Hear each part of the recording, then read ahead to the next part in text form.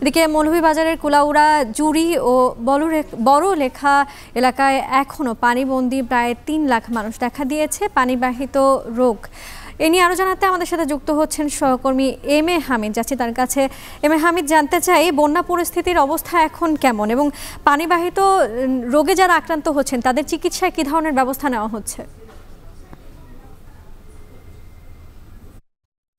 বর্ণা, আমি এই মুহূর্তে দাঁড়িয়ে আছি কুলাউড়া উপজেলার ইয়াকুব তাজুল মহিলা কলেজের রোডে, যেখানে দেখতে পাচ্ছেন আমার পিছনে অনেক পানি রয়েছে এবং আবাসিক বেশ কিছু ঘরবাড়িতে পানি উঠে গিয়েছে। কিছু কিছু জায়গা থেকে আস্তে আস্তে পানি নামতে শুরু করলেও কিন্তু সেখানে তারা এখনো বাড়িঘরে ঢুকতে পারছেন না। কেউ কেউ এই মুহূর্তে বাসা বাড়ি পরিষ্কার করছেন এবং এই বন্যার কারণে কিন্তু মৌলভীবাজার জেলার 7টি উপজেলায় কিন্তু 3 লাখ এর উপর 3.5 লাখের উপরে মানুষ জলাবদ্ধতায় নিমজ্জিত ছিল, বন্যা আক্রান্ত ছিল।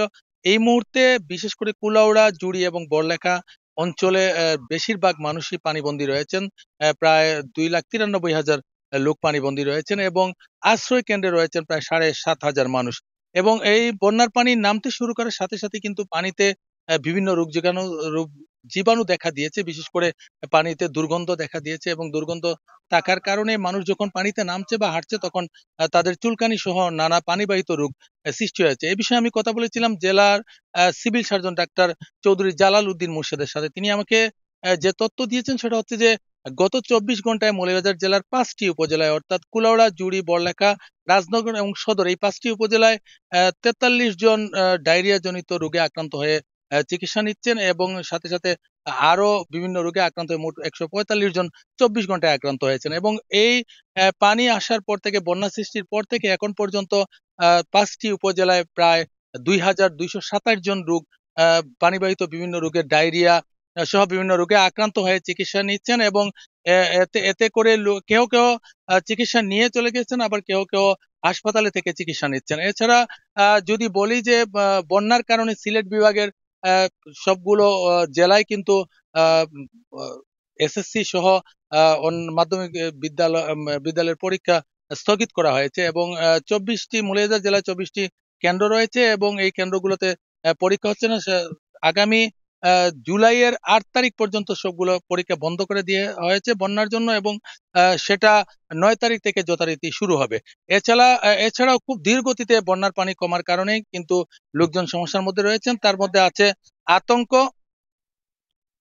রয়েছে আতঙ্ক এবং আতঙ্ক হচ্ছে যে বৃষ্টি যদি বাড়তে থাকে তাহলে সেক্ষেত্রে কিন্তু আরো পানি বাড়বে এবং এতে করে আবারও বন্যার সংখ্যা দেখা দিতে পারে। এই মুহূর্তে শেরপুর এলাকায় কুশিয়ারা নদীর পানি বিপদ সীমার 16 সেন্টিমিটার নিচ দিয়ে প্রবাহিত হচ্ছে এবং জুড়ি নদীর পানি বিপদ সীমার 154 সেন্টিমিটার উপর দিয়ে প্রবাহিত হচ্ছে। ধীর গতিতে এই পানি প্রবাহিত হচ্ছে এবং লোকজন বলছেন অপরিকল্পিত নগরায়ন, নদী, বিল, খাল বিল এগুলার খনন না করার কারণেই কিন্তু এই জলাবদ্ধতার সৃষ্টি হয়েছে।